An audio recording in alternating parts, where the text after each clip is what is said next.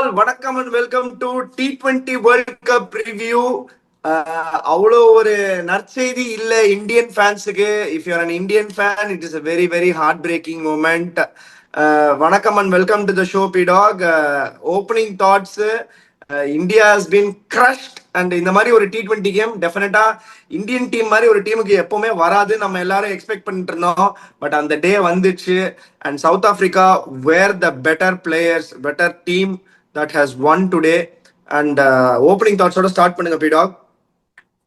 அதிகமா எல்லா பாலையும் அடிக்கிற ஆம்பளையும் அதிகமா கோவப்படுற பொம்பளையும் வாழ்க்கையில நல்லா வாழ்ந்ததா சரித்திரமே கிடையாது.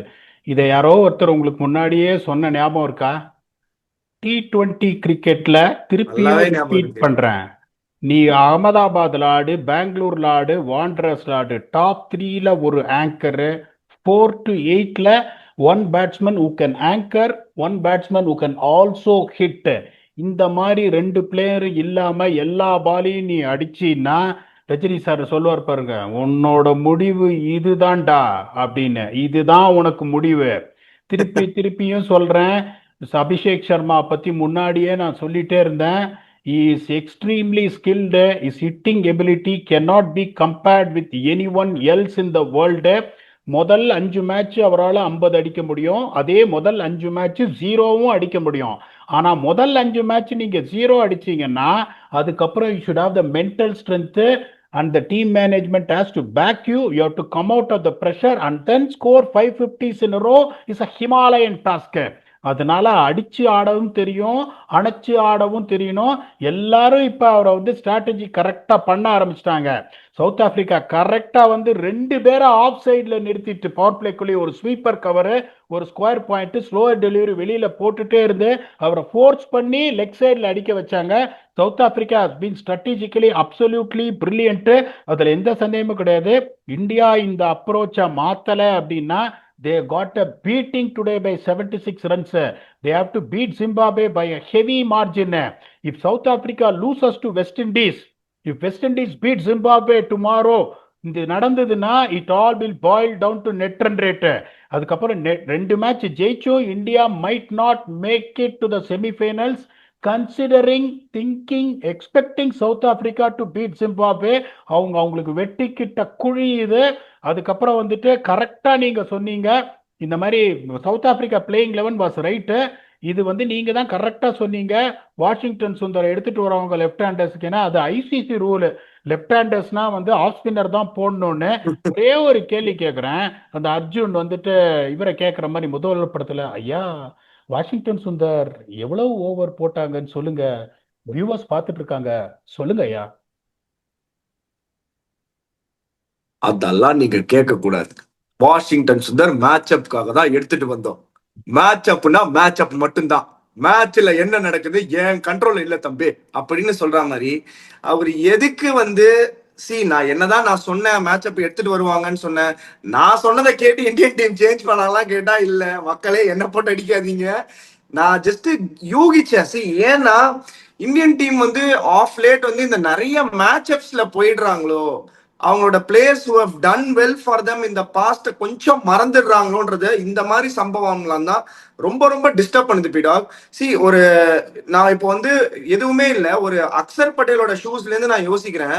நான் vice captain of the team 2024ல ஒரு பியூட்டிஃபுல் ஹேண்ட் பிளே பண்ண இந்தியா லிஃப்டிங் த டிராஃபிக்கு என்னோட part was the big part in terms of contribution, in terms of batting and bowling, everything. இப்போ I am not finding a place இந்த team super 8ல against கூலிப்படை South ஆப்பிரிக்கான்னு நினைக்கும் போது it only boils down to match அப்ஸ்க்காக யாரை வேணா டிராப் பண்ணுவாங்களா அப்படின்ற ஒரு கொஸ்டின் வருது. ரெண்டாவது, யாரு பிளேஸுமே கேரண்டி இல்லை அப்படின்னு நினைக்கும் போது அந்த பிளேயர்ஸுக்குள்ள மத்தியில ஒரு ஒரு ஒரு ஒரு எப்படி சொல்றது, அந்த நம்பிக்கை போற மாதிரி ஒரு ஃபீலிங் இருக்கு. அண்ட் நம்மளுக்கு ஒரு பயம் இருக்கு. நீங்க எப்பவுமே சொல்லுவீங்க, கழுத்து பக்கத்துல ஒருத்தன் அப்படியே மூச்சு விட்டுக்கிட்டே இருந்தான்னா கண்டிப்பா பர்ஃபார்மன்ஸ்ல அடி வாங்குறதுக்கு நிறைய சான்ஸ் இருக்கு அப்படின்னு. Tactically and strategically India completely got it wrong this time. And எப்படி சொல்றதுனே தெரியல. Brevis and Miller they took the game away despite being எப்படி சொல்றது, ஒரு புல்டோஸ்ட் பை பும்ராஸ் போலிங் இந்த power play and the death. South Africa were the better team in the park. They had to win. They deserved this win. Toss win பண்ணிட்டு என்ன பண்ணணும்னு சொன்ன அகமதாபாத்ல 206 அதுதான் வந்து average winning score. South Africa get them target of 188 which in my opinion is 18 runs short. அவங்க போலிங்லாம் வந்து நீங்க பெருசா இன்னைக்கு சமாடி வாங்கினாரு ககிசராபாதா. That is an absolute bottom line. நீ மார்க்ராமுக்கு முதல் ஓவர்ல நீ விக்கெட் கொடுக்குறன்னா நீ எவ்வளவு பெரிய தில்லா லங்கடியா இருப்ப. அதையும் முன்னாடியே சொன்னோம், அவர் தான் போட போறாரு முதல் ஓவர்னு சொல்லிட்டு. அவருக்கு நீ விக்கெட் கொடுக்குறன்னா நீ எவ்வளவு பெரிய தில்லா லங்கடியா இருப்ப. ஓகே, இங்க ஃபர்ஸ்ட் என்ன சொன்னோம், 6 ஓவர்ல அவசரப்படக்கூடாது. பேட்டிங் ஃபேக்டர் என்ன, ஃபர்ஸ்ட் 6 ஓவர்ல ஃபாஸ்ட் பவுலர்ஸுக்கு அங்கேயும் இங்கேயும் போகும். 6 ஓவர்ல நீ ஒரு விக்கெட்டு கொடுக்காம இருந்தீன்னா 7 to 20 உனக்கு கல்ட்டு அப்படின்னு. இதுல என்னன்னா 2 டீமுமே வந்து படு கேவலமா ஆடினாங்க. South Africa 41 for 3, India 31 for 3. First win factor ticked by South Africa. ரெண்டாவது என்ன, இந்த கடைசி 6 ஓவர்ல போலிங்கே போட முடியாது if you have wickets in hand அப்படின்னு. India consider 53 for 3, South Africa consider 25 for 2. நான் தான் சொல்றேன், நம்ம ப்ரெடிக்ஷன் தப்பா போகலாம், எது வேணா தப்பா போகலாம். இந்த வின் ஃபேக்டரை கண்டிஷன்ஸை கான்குவயர் பண்ற டீம் தோத்ததா சரித்திரமே கிடையாது. India were tremendously poor in everything. இப்ப ரெண்டாவது பாயிண்ட் ரொம்ப அழகா ரிஃப்ளெக்ட் பண்ணீங்க. அதாவது டிவால் பிரீவிஸும் டேவிட் மில்லரும் ரொம்ப நல்லா ஆடினாங்க பவர் பிளேக்கு அப்புறம்னு. பவர் பிளேக்கு அப்புறம் இந்த 7th ஓவர்ல இருந்து அவங்க ஒன்னே என்னன்னா வருண் சக்கரவர்த்தி தான் பெரிய த்ரெட்டா இருப்பாருன்னு நீங்க சொன்னீங்க. ரொம்ப பியூட்டிஃபுல்லா வருண் சக்கரவர்த்திய குறுக்கு போடாம பின்னாடி போய் ஆடாம வெயிட் பண்ணி நேர டவுன் த கிரவுண்ட் 2 பேருமே அடிச்சாங்க. Varun Chakravarthy is a human. Okay, அவர் சிங்கிள் ஹேண்டடா டேமேஜ் பண்ணியிருக்காரு for a very long period of time. Is expected to have a bad day. Okay, at 41 for 3, you are having your premium spinner having a bad day, then you consider 187, you got a serious problem to look after. இங்கேதான் உங்களுக்கு அக்ஷர் பட்டேல் மாதிரி ஒருத்தர் போட்டுதான்னா, நான் திருப்பி சொல்றேன், 7வது over Axar Patel போட்டுதாரா ஒரு ஷார்ட் டிவால்ட் பிரேவிஸ் அவுட் ஆயிருப்பாரு. ஏன்னா is also not someone who believes in building a partnership. He believes in succeeding by taking the attack to the opposition. Axar Patel 4 over துண்டா 29 ரன் உங்களுக்கு போட்டு போயிருப்பாரு. நீங்க வாஷிங்டன் சுந்தர் மாதிரி ஒருத்தர் வந்து லெப்ட் ஹேண்டர் மேட்ச் அப்னு அவரை எடுத்துட்டு வந்துட்டு அவருக்கு 2 ஓவர் நீங்க போலிங் கொடுத்துட்டு சிவம் துபே எல்லாம் வந்து உங்களுக்கு வாஷிங்டன் சுந்தருக்கு முன்னாடி நீங்க போலிங் கொடுக்குற அப்படின்னா இதை விட ஒரு பேத்தட்டிக் ஸ்ட்ராட்டஜி உங்களுக்கு எதுவுமே கிடையாது. யோசிச்சு பாருங்க, 41 for 3 South Africa power play. 10 over முடியும் போது 84 for 3. நம்ம சொன்னது என்ன, 82 for 2. 11 to 15 முடியும் போது 135 for 4 இருக்கணும். South Africa 144 for 4. அந்த 11 to 15ல South Africa scored 60 runs for the loss of 1 wicket, where India scored 31 for the loss of 3 wickets. எங்க உங்களுக்கு டிஃபரன்ஸ் யார் கிரியேட் பண்ணது? மகராஜ் ஒரே ஓவர்ல 3 விக்கெட் எடுக்கிறாரு. அக்ஷர் பட்டேல் வந்து டக் அவுட்ல உட்காந்து வேடிக்கை பார்க்கறாரு. இன்னொன்னு சொன்னீங்க பாத்தீங்களா, இந்த கழுத்துல கத்தி. ஓகே, அது என்னோட ஃபேவரட் டைலாக். இப்ப எப்படின்னா, இப்ப அக்ஷர் பட்டேல் எப்படி யோசிப்பாரு, வைஸ் கேப்டன் எனக்கே இங்க இடம் கிடையாது, என்ன டிராப் பண்ணிடுவாங்க. ஓகே, அவர் தான் வந்துட்டு one of the most biggest reason for India lifting the 2024 T20 world cup which no one can deny. இப்ப வந்து நெதர்லாண்ட்ஸ் மேட்ச் ரெஸ்டட் அப்படின்னு சொல்லிட்டு இந்த மேட்ச் டிராப்பே பண்ணிட்டாங்க. அடுத்த மேட்ச் நீங்க உள்ள கொண்டு வந்தீங்கன்னா, are you get the best out of Axar Patel? Do you really feel is confidence going up? No. இப்போ உங்களுக்கு இன்னொன்னு பாத்தீங்கன்னா, இந்த மாதிரி இவங்க அக்ஷர் பட்டேலே டிராப் பண்றாங்கன்னா அபிஷேக் சர்மாக்கோ திலக் வர்மாக்கோ என்ன கான்பிடன்ஸ் இருக்கும்? Sanju Samson is breathing under there neck. Sanju Samson நீங்க வெளியே ஏன் டிராப் பண்ணீங்க, பர்ஃபார்ம் பண்ணலன்னு. இப்ப அவரு எப்படி யோசிப்பாரு, ஐயோ என்ன டிராப் பண்ணிடுவாங்களோன்னு அவரு யோசிப்பாரு. ரிங்கு சிங் பாவம், அவர் வரும்போதே பாத்தீங்கன்னா மேட்ச் பூட்ட கேஸா வருது. இல்லைன்னா அவருக்கு 7 பால் 8 பால் இருக்கு. அந்த 7 பால் 8 பால்ல ஒரு 2 6 அடிச்சா இது எப்படி யோசிப்பார் ரிங்கு சிங்? ஐயோ இப்ப எனக்கு வந்துட்டு சான்ஸே கிடைக்க மாட்டேங்குது, நான் 7 பால் 8 பால் தான் ஆடுறேன், என்னடா பண்ணிடுவாங்களோ. டெஸ்ட் கிரிக்கெட்ல என்ன ஆச்சோ, the players didn't have that confidence that they are going to play equal number of matches no matter what. அந்த கான்ஃபிடன்ஸ் இல்லாதனால தான் டெஸ்ட் கிரிக்கெட்ல இந்தியா கீழே போச்சு. நியூசிலாந்து வந்துட்டு ஒயிட் வாஷ், சவுத் ஆப்பிரிக்காட்ட ஒயிட் வாஷ், பிஜிடி சீரிஸ் போச்சு, இங்கிலாந்து சீரிஸ் 2-2 டிராப் பண்ணிட்டு வந்தாங்க. இப்ப திருப்பியும் அந்த அன்சர்டன்டியை தேவையில்லாம after winning 4 matches in a row, coming into this unbeaten, being the clear favorites to beat South Africa, India வந்து அவங்களோட தலையிலேயே அவங்க மண்ணள்ளி போட்டாங்க. இப்ப 2 மேட்ச் இந்தியா ஜெயிச்சாலும் the other results has to go their way. South Africa win the next 2 matches, India win the next 2 matches, India will get through. ஒருவேளை வந்து வெஸ்ட் இண்டீஸ் ஜெயிச்சிருவான் Zimbabwe. West Indies beat South Africa, it is all going to boil down to net run rate. There is a good chance repeat करेंगे, இது करेंगे, அது करेंगे.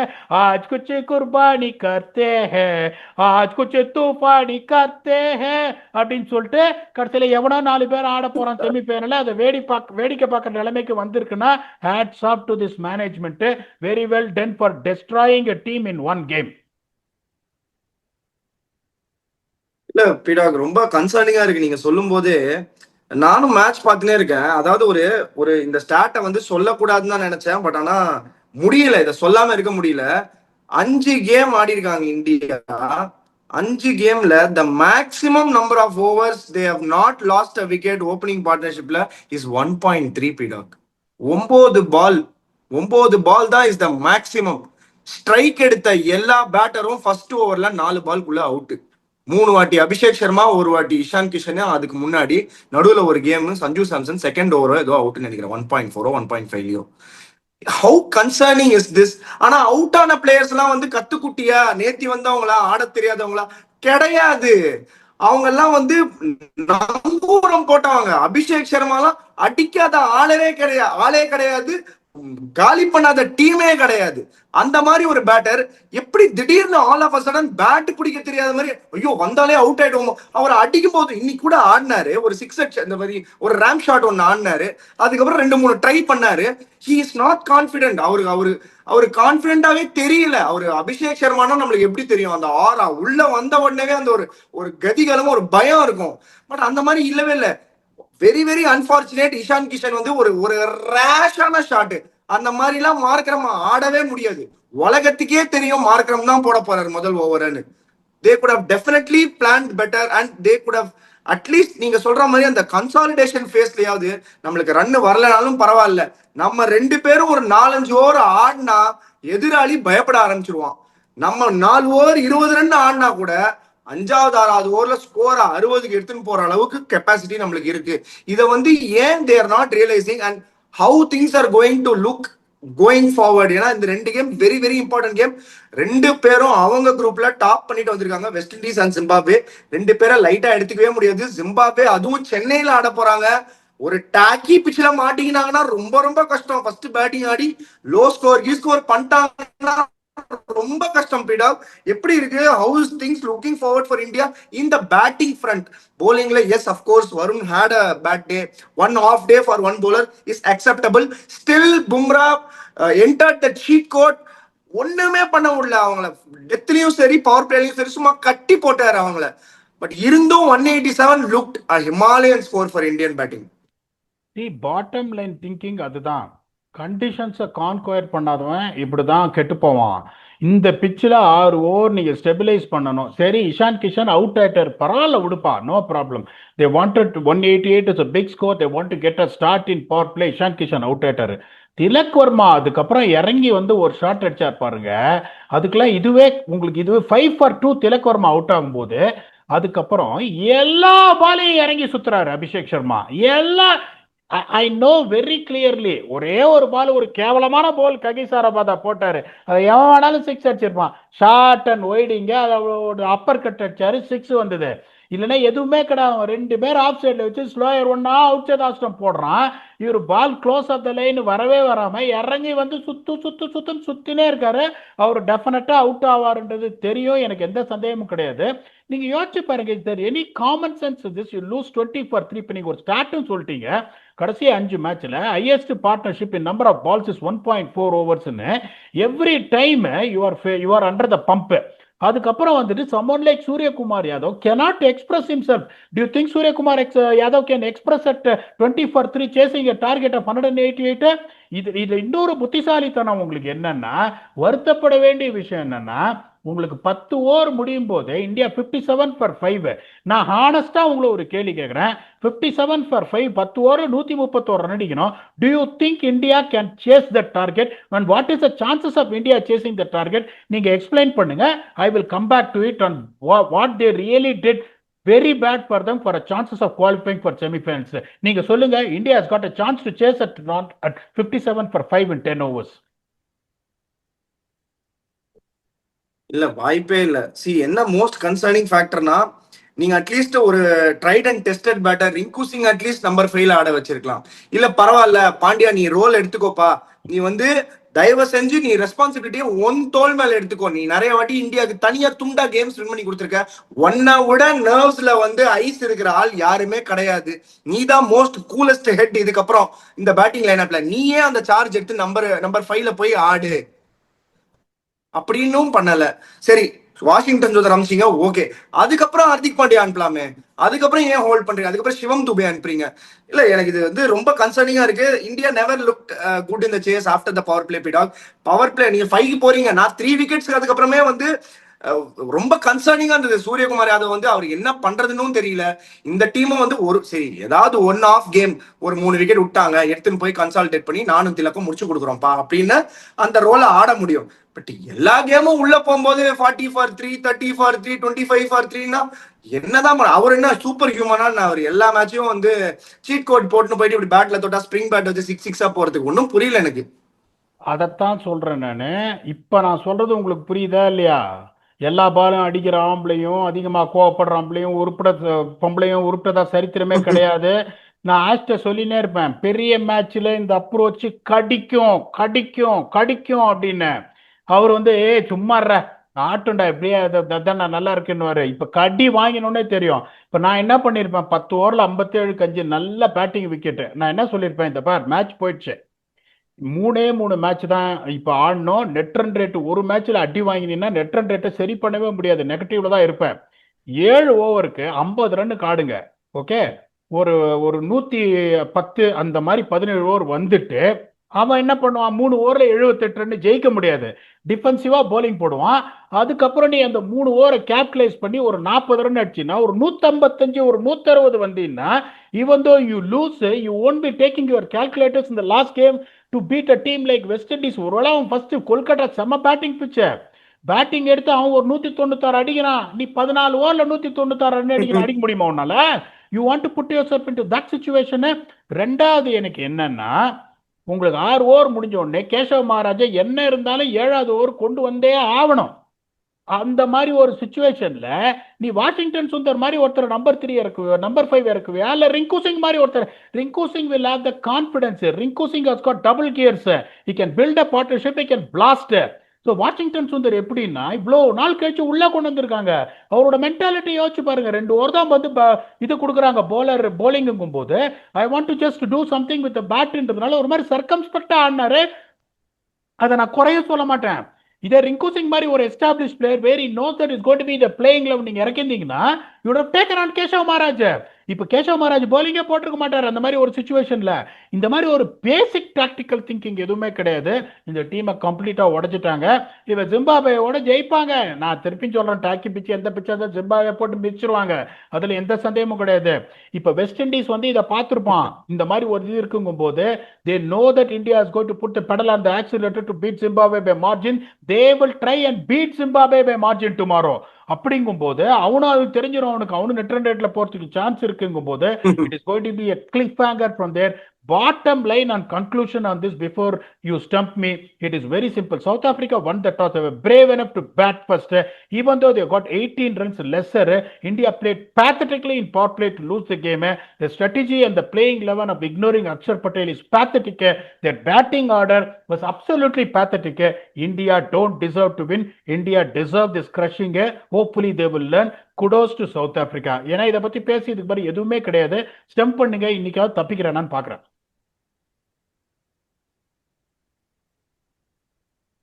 Hopefully India 2 game நல்ல மார்ஜின்ல win பண்ணி குவாலிஃபை ஆனது தான் எல்லாரும் நினைக்கிறோம். சூப்பரா நம்மளோட ஃபேவரட் செக்மெண்ட்டுக்கு வந்துட்டோம். ஸ்டம்பி டாக்ல ஃபர்ஸ்ட் கொஸ்டின் ஜெய் தவே 517 கேட்டிருக்காரு. I am huge admirer of your analysis and your songs. They are truly exceptional. I just want to reach out. 23 years of rich experience in cricket and considering the limited opportunities available here in India at the moment, have you ever thought about bringing your immense expertise, insight, and experience back to the forefront?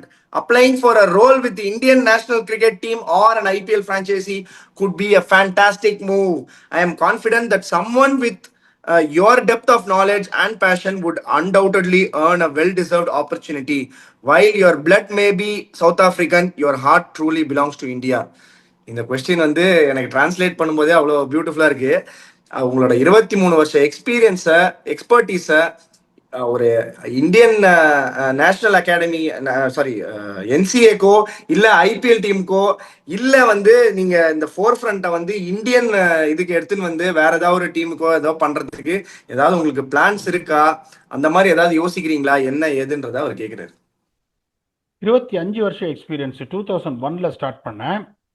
Okay, இதுல வந்து ரொம்ப simple என்னன்னா, எனக்கு வந்து என்னோட பேஷனே வந்து இந்தியாவுக்கு work பண்ணணும் அப்படின்னா, இந்தியா அண்டர்-19 டீமோட வேர்ல்ட் கப் 2006 ஒர்க் பண்ணேன் நான். அந்த இதில் நான் தான் இருந்தேன். இந்தியா பாகிஸ்தானோட ஃபைனல்ஸில் வந்து க்ளோஸாக வந்து தோப்பாங்க, ஒரு லோ ஸ்கோரிங் இது. அதுக்கப்புறம் இந்தியன் ஹாக்கி டீமோட I work with them for a salary of 5,000 rupees, 5,000 ரூபாய். ஏன்னா ஒரே ஒரு இது என்னன்னா, எனக்கு I quit IT job to join Indian hockey team. ஏன்னா என்னோட பேஷன் என்னன்னா, ஒலிம்பிக்ஸ் கோல்டு மெடல் வாங்கணும் இந்தியன் ஹாக்கி டீமோட அப்படின்னு. 2019 வரைக்கும் ஐபிஎல் இருந்தேன். 2008லேருந்து 2019 வரைக்கும். இந்த 2020ல South Africa had a tour to Sri Lanka until May 17. அதனால எங்களுக்கு என்ஓசி கொடுக்க மாட்டேன்ட்டாங்க கிரிக்கெட் சவுத் ஆப்பிரிக்கா. அதனால அந்த ஒரு வருஷம் தான் ஐ said I'm not available for IPL அப்படின்னு. ஐ have never said I'm not available அப்படின்னு. ரெண்டாவது எப்படின்னா, நான் வந்து உண்மையை பேசுறேன். He who speaks the truth will never be liked by anyone. அது வந்து ஒரு பாட்டம் லைன். ரெண்டாவது எப்படின்னா, இப்போ இன்னைக்கு நான் இந்தியன் டீமோட உட்காந்துருக்கேன் அப்படின்னா, அக்ஷர் பட்டேலை ட்ராப் பண்ணுறாங்க அப்படின்னா ட்ராப் பண்ணக்கூடாது அப்படின்னுவேன். ரெண்டாவது என்ன சொல்லுவேன், அவசரப்படாதீங்க, 6 ஓவர் ரொம்ப குரூஷியல், அடிக்காதீங்க, 6 ஓவரில் அடித்தா விக்கெட் விழும் அப்படின்னா, ஒரு சிலர்லாம் எப்படி பார்ப்பாங்க, அவங்களாம் பெரிய அளவில் டெஸ்ட் கிரிக்கெட் ஆடிப்பாங்க, நிறைய எக்ஸ்பீரியன்ஸ் இருக்கும். ஏன்னா பெருசாக ஏகப்பட்டது தெரிஞ்ச மாதிரி இவன் பேசுகிறான் அப்படிம்பாங்க. எனக்கு ஆமாம், நான் வந்து கிரிக்கெட் இன்டர்நேஷ்னல் லெவலில் நான் கிரிக்கெட் ஆடலை, அதை நான் வந்து ஓப்பனாக ஒத்துக்கிறேன். அது உண்மைதான், ஏன்னா அது வந்து பொய்யாகாது. ஆனால் எனக்கு கொஞ்சம் நாலேஜ் இருக்குது. ஏன்னா நிறைய டைம் ஸ்பெண்ட் பண்ணுவேன். இந்த கண்டிஷன்ஸு, வின் ஃபேக்டர், அது இது, எந்த பவுலரு எந்த பேட்ஸ்மேன் எப்படி டீகோட் பண்ணுறது, அதெல்லாம் நிறைய டைம் ஸ்பெண்ட் பண்ணுவேன். அப்படிங்கும்போது என்னை வந்துட்டு நீங்கள் வந்து ஒரு டேட்டா என்ட்ரி ஆப்ரேட்டராக ஆவரேஜ் கொடு, ஸ்ட்ரைக் ரேட்டை கொடு, அதை கொடு அப்படின்னா, நான் ஒரு லெவல் 3 சர்டிஃபிகேட் கோச்சு, ஒரு பிசிசி லெவல் 2 குவாலிஃபைடு அம்பையரு, ஒரு எலக்ட்ரானிக்ஸ் இன்ஜினியர், ஒரு post graduate in computer application, Microsoft certificate software developer, softwares எல்லாம் தனியால் நானே டெவலப் பண்ணியிருக்கேன். ஹாக்கிக்கு ஒரு சாஃப்ட்வேர், டென்னிஸ்க்கு ஒரு சாஃப்ட்வேர், கிரிக்கெட்டுக்கு ஒரு சாஃப்ட்வேர். அப்படிங்கும்போது என்னோட 25 வருஷம் எக்ஸ்பீரியன்ஸுக்கு I should be allowed to say when it comes to performance, when it comes to strategies, I should be allowed to talk. Okay, when I talk, the team is going to benefit. நாளைக்கு head coach ஒருத்தர் இருக்காருன்னா, team ஜெயிச்சிச்சுன்னா head coach கிட்ட தான் போயிட்டு எல்லாரும் மைக்கை நீட்டுவான். இந்த மாதிரி you have done it, what can you டூன்னு. யாரும் என் முன்னாடி வந்து மைக்கை நீட்ட மாட்டான். எனக்கு அந்த இதுவும் எனக்கு தேவை இல்லை, அந்த அங்கீகாரமும் எனக்கு தேவையில்லை. நான் வின் பண்ற டீம் ஜெயிக்கணும் அப்படின்னா ஐ கேன் கான்ட்ரிபியூட். ஆனா என்னை கான்ட்ரிபியூட் பண்ண விட மாட்டாங்க. அதனால நிறைய பேர் எப்படின்னா இன்செக்யூரா, ஐயோ இவன் வந்தா வேலைக்கு ஆகாது அப்படின்னு சொல்லிட்டு நிறைய பேர் என்னை பிளாக் பண்றாங்க. அதை பத்தி எனக்கு கவலையே இல்லை. இப்ப எனக்குன்னு ஃபேன் சவுத் ஆப்பிரிக்கா இருக்காங்க, கயானா இருக்காங்க, துபாய் இருக்காங்க, பாகிஸ்தான் இருக்காங்க. எனக்கு ஒரு 4-5 இடத்துல வந்து இவனால ஒரு டிஃபரன்ஸ் கிரியேட் பண்ண முடியும் அப்படின்னு பெரிய ரோல் கொடுத்துட்டு எனக்கு கொடுக்குறாங்க. அஸ்வின் அடுத்த ரோல் கொடுத்துருக்காரு. I am going to be the head coach for Dindigul dragons. I will do everything to see Dindigul dragons win the trophy. அப்படிங்கும்போது ஒரு கதவை கடவுள் இது மனுஷன் மூணுனா 1000 இதை வந்துட்டு கதவை வந்து கடவுள் திறப்பான்றது தான் எனக்கு இது. Whatever capacity, wherever I work, I will try and produce results. I will give my life to the team where I work. I am open to work with IPL. I am open to work with the Indian team. But if they don't want me, absolutely I can't do anything. Thanks a lot for the question. My real respect and love for you. Unfortunately, I'm not being considered for no reasons. Maybe ஒருவேளை என்னோட புத்திசாலிங்களா நிறைய பேர் இருக்காங்க என்னன்னு எனக்கு தெரியல. So வந்துட்டு that cannot be criticized all. Maybe they feel that I'm not good enough. So we should respect it. Lots of respect and for your work and the person you are, P-Dog. ஜென்ரலா ஒரு சின்னதா ஒரு saying சொல்லுவாங்க. எனக்கு அவ்வளவு வயசும் இல்லை, அவ்வளவு எக்ஸ்பீரியன்ஸும் இல்லை, பட் எனக்கு தெரிஞ்சது சின்னதா சொல்றேன். காலம் எல்லாத்துக்குமே பதில் சொல்லும், P-Dog. You will definitely be there at the helm of things, and you will people will definitely see the worth and the work you put in and the efforts you take and everything. கண்டிப்பா best wishes உங்களுக்கு 100% நடக்கும். நீங்க சொல்றீங்க கடவுள் அந்த மாதிரி 1000 கதவை திறக்கிறாரு. முதல் கதவை திறந்திருக்காரு திண்டுக்கல் டிராகன் சொல்ல 2 பேரும் சேர்ந்து ஒர்க் பண்ண போறோம். அங்கேருந்தே ஆரம்பிப்போம் அதை. Super question. செகண்ட் கொஸ்டினுக்கு போயிடலாம். கே ரகுநாத் 1 கேட்டிருக்காரு stump P-Dogல. P-Dog, you mentioned Graham Smith as your best strategic captain. We have heard lots about your experience with Dhoni. Can you speak something? Can you speak about any such amazing events with Smith? அப்படின்னு கேட்டிருக்காரு. Smith எங்களுக்கு நீங்க வந்து first தோனியோட work பண்ணிருக்கீங்க, எல்லாமே எங்களுக்கு தெரியும். அதுக்கப்புறம் கிராம் ஸ்மித்தோட ஸ்ட்ராட்டஜிக் கேப்டன் சொல்லிருக்கீங்க, அதையும் நாங்க ஓரளவு கேள்விப்பட்டிருக்கோம். ஸ்மித்தோட ஏதாவது இந்த மாதிரி ஒரு ஸ்டிண்ட் இருக்கா, ஏதாவது ஒர்க் பண்ணிருக்கீங்களா, அதோட எக்ஸ்பீரியன்ஸை ஷேர் பண்ணுங்க. அதாவது 2011 வேர்ல்ட் கப் இந்தியா தோத்த ஒரே மேட்ச் சவுத் ஆப்பிரிக்காவோட தான் நாக்பூர்ல. ஓகே, எங்களோட 4வது மேட்ச் இந்தியா 3-4 மேட்ச் ஆடிட்டு வராங்க. இப்போ அவங்க Zaheer Khan was the one who was been creating lot of problems for them. Is the one was been stand out. அப்போ உங்களுக்கு பார்த்தீங்கன்னா 2 பவர் பிளே இருக்கும், மேண்டேட்டரி பவர் பிளே தவிர batting power play, bowling power play. Okay, 5 over, 20 over power play, 30 over normal இது. So அவரோட pattern பார்த்தீங்கன்னா first 5 over வந்துட்டு mandatory power பிளேல போட்டுருவாரு. அதுக்கப்புறம் என்ன பண்ணுவாரு, இந்த லேட்டா வந்து இதை எடுப்பாங்க. எப்போ வந்துட்டு அந்த பேட்டிங் பவர் பிளே எடுக்கிறாங்களோ அதுல ஒரு 2 ஓவர் போடுவாரு. டெத் ஓவர்ஸ்ல அதுக்கப்புறம் ஒரு 2 ஓவர் போடுவாரு. ஸோ அந்த 30வது ஓவர்ல நடுவில் வந்துட்டு விக்கெட் விடலன்னா ஒரு 2 ஓவர் போடுவாரு. ஸோ அந்த 30 ஓவருக்கு அப்புறம் பார்த்தீங்கன்னா பயங்கரமா ரிவர்ஸ் ஸ்விங். ஒரு மேட்ச் பெங்களூர்ல இங்கிலாந்து ஈஸியா ஜெயிக்கிற மாதிரி போனாங்க, 338 வந்து சறுக்கு பொறுக்குன்னு ரிவர்ஸ் ஸ்விங் போட்டு காலி பண்ணிட்டாரு. ஸோ ஸ்ட்ராட்டஜி கிராம் ஸ்மித் என்ன சொன்னீங்க பாரு, 5 ஓவர் அவர் முதல்ல போடுவாரு. 5 ஓவர் போட்டோடனே நம்ம விக்கெட்டு விழலைன்னா அவர் 2 ஓவர் வந்து கண்டிப்பா அந்த 30வது ஓவர் அந்த அந்த இதுல போடுவாரு.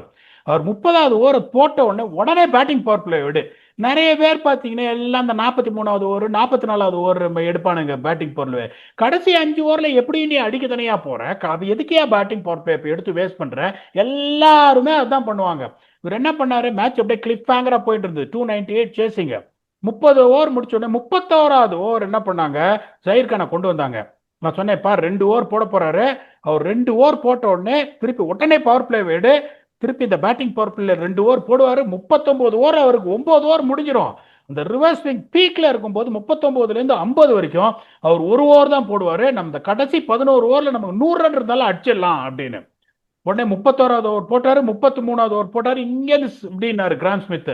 டப்புன்னு அந்த பேட்டிங் பவர் பிளே எடுத்தோம், உடனே அங்க 2 ஓவர் போட்டாரு. கடைசி 11 ஓவர்ல ஒரு 96 ரன் அடிக்கணும். But we had only 1 over of Zaheer Khan.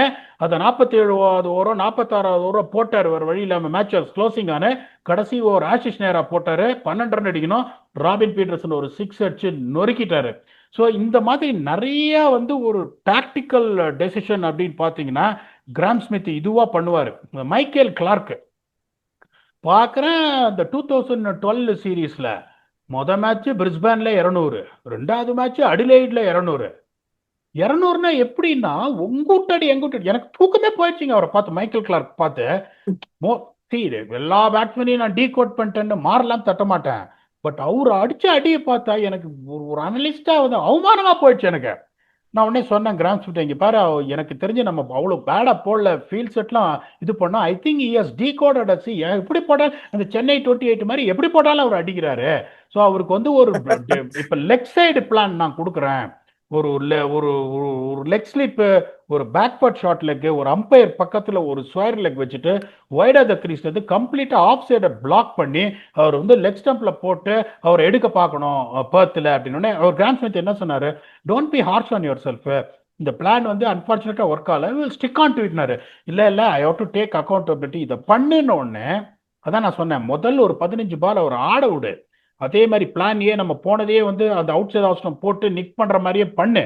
15 ball our survive ஆட்டார்னா உடனே லெக் சைட் பிளானுக்கு போயிட்டு பிளாண்டரை கொண்டு வந்துட்டு ஒயிட் ஆஃப் த கிரீஸ்லேருந்து போட சொல்ல அவர் கண்டிப்பா வந்துட்டு என்ன பண்ணுவாரு, உங்களுக்கு வந்துட்டு ஜஸ்ட் டியூன் டு பிளேயிங் அந்த ஆஃப் சைடு உங்களுக்கு என்ன பண்ணுவாரு, அந்த அப்பிஷா பிளிக் ஆட போவாரு, கண்டிப்பா அந்த ஷார்ட் ஸ்கொயர்ல மாட்டுவாரு இல்ல லெக் ஸ்லிப்ல மாட்டுவாருன்னு.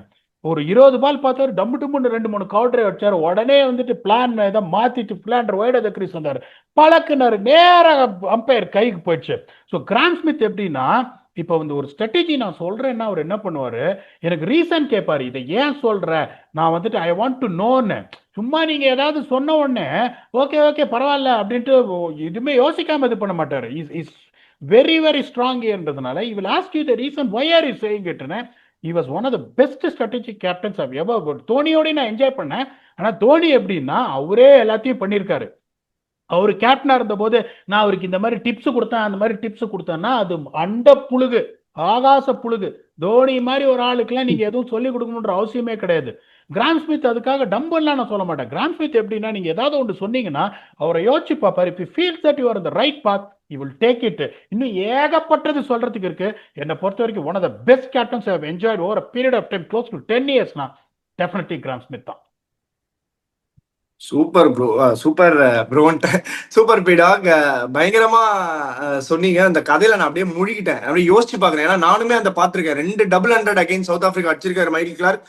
போட்டு குமுறுவீங்க. அதுக்கப்புறம் வந்து ரிப்பு போட்டு ஒட்ட மார்னே மார்க்கு போட்டு ஒட்டைப்பாரு ரிப்ப. அதெல்லாம் பயங்கரமான scenes. Test cricket at it's peak. So சூப்பரா எக்ஸ்பிளைன் பண்ணீங்க, பியூட்டிஃபுல்லா இருந்தது. நெக்ஸ்ட் கொஸ்டின் போயிடலாம். லாஸ்ட் அண்ட் ஃபைனல் கொஸ்டின் இந்த செக்மெண்ட்ல. எம் சாதி 5775 கேட்டிருக்காரு. Hi P-Dog, a big fan. What is the difference between SG Dukes and Kookaburra balls? Is the seam swing movement will be different from each balls னு கேட்டிருக்காரு. So SG dukes குக்குபரா மூணுக்குமே என்ன வித்தியாசம், seam swing, இதை பத்திலாம் கொஞ்சம் சொல்லுங்க. 2 நிமிஷத்துல explain பண்ணிடுறேன். குக்கபுரா பாத்தீங்கன்னா உங்களுக்கு சீம் வந்து இந்த திக்கஸ்ட், இந்த இது ரெண்டையும் கம்பேர் பண்ணும்போது ஷைனு குயிக்கா போயிடும்.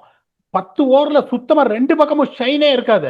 ஆனா சீம் வந்து பயங்கர ஸ்ட்ராங்கா இருக்கும், ஹெவியா இருக்கும், சீம் மூவ்மெண்ட் ஆயிட்டே இருக்கும். ஆஸ்திரேலியா நீங்க பாத்தீங்கன்னா ஈவன் 10-15 ஓவருக்கு அப்புறம் உங்களுக்கு இது வந்துட்டு எஸ்ஜி வந்துட்டு உங்களுக்கு என்ன இருக்கும்னா சீம் வந்து கொஞ்சம் சாஃப்டா இருக்கும். சீம் கொஞ்சம் சாஃப்டா இருக்கும், ஆனால் ஷைன் வந்து கொஞ்சம் பெட்டரா இருக்கும். Dukes is the best for a reverse swing for you. ஏன்னா டியூக்ஸ் வந்து பால் கொஞ்சம் பல பல பல பல பல பலன்னு இருக்கும், சீம் கொஞ்சம் சாஃப்டா இருக்கும்.